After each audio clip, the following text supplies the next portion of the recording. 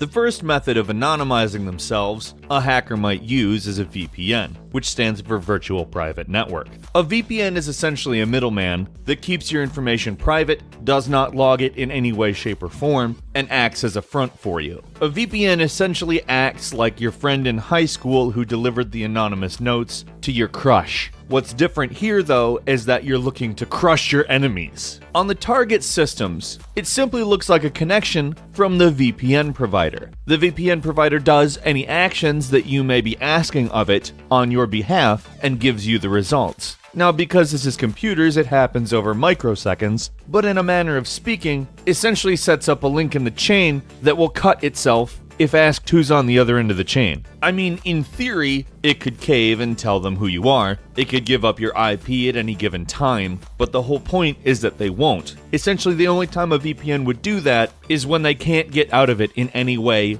legally speaking. But then again, you could hack them. Anyway, generally, a VPN will have a type of client which encrypts the data that you're sending out to send over your ISP, and the VPN receives the encrypted data, decrypts it, and then executes any of the instructions. Essentially, this makes it so that your ISP, even if they were logging you rigorously and in depth, would have no idea what you're doing. In order to decrypt data, one would need a decryption key, and ISPs don't have time to sit around generating those brute force and hitting your data with them. On top of that, the key could change at literally any time, and often does. A VPN may have quite a few different reasons that you would want to use it. A lot of them extremely legitimate. For instance, you may work for a company that handles secure data and only wants you to connect through it to their computers. This allows them to, with certainty, know exactly who is in their network. Virtual private networks are actually a pretty big business and offer a pretty large degree of safety and privacy. But let's say you really want to be secure on a level of, hey, most governments couldn't track this if they wanted to.